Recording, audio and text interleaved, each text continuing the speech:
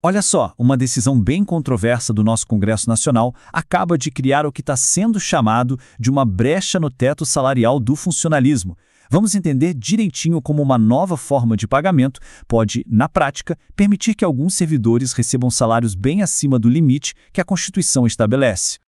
E aí a pergunta que não quer calar é essa, né? É realmente possível um servidor público ganhar de forma legal um salário acima do teto constitucional?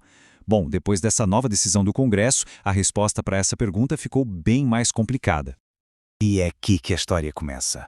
A Câmara dos Deputados aprovou uns projetos que fazem mais do que só reajustar salários. O ponto crucial é que eles criam um novo tipo de pagamento. E a grande particularidade disso tudo, esse valor extra fica totalmente fora do cálculo do teto salarial. Mas calma aí.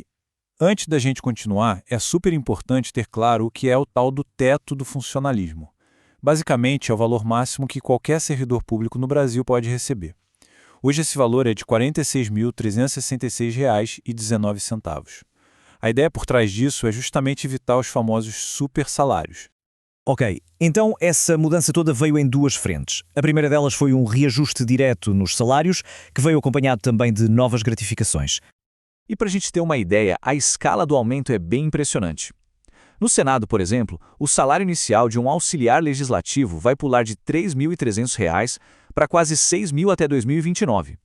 E no caso de um consultor, que é o cargo mais alto, o vencimento básico praticamente dobra, é um salto e tanto. Já na Câmara, os reajustes foram definidos com percentuais diferentes para cada grupo. Secretários parlamentares, servidores de carreira, pessoal em cargo comissionado, todo mundo teve aumento. Mas foram os servidores efetivos que tiveram o maior percentual, 9,25%.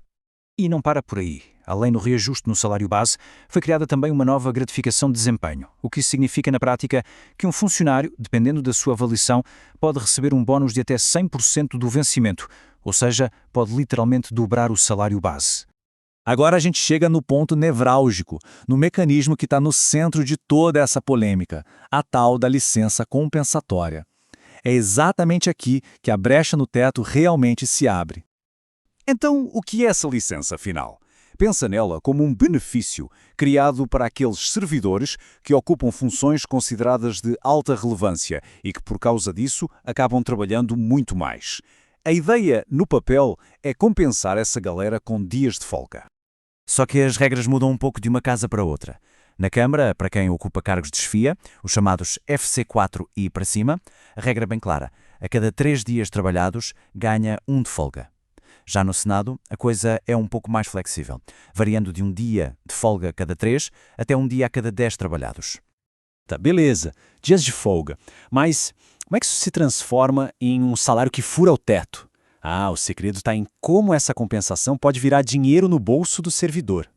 E aqui vem o primeiro ponto-chave. O servidor não precisa, de facto, tirar esses dias de folga. A lei permite que esses dias acumulados sejam indenizados. Traduzindo, eles podem ser convertidos em um pagamento em dinheiro.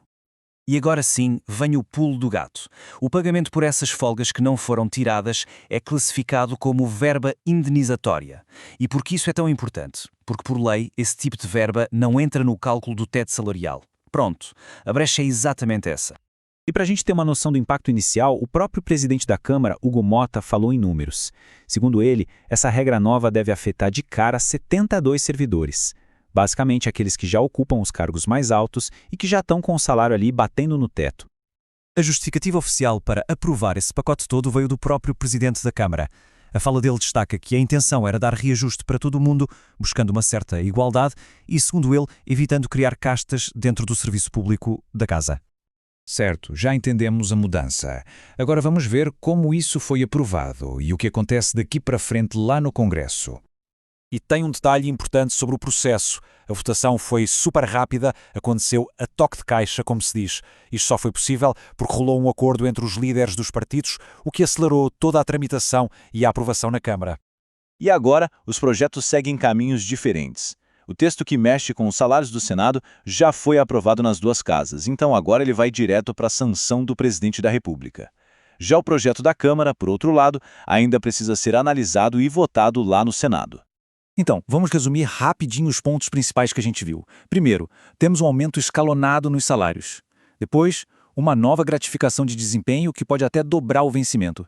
Em seguida, a criação da tal licença que pode ser paga em dinheiro.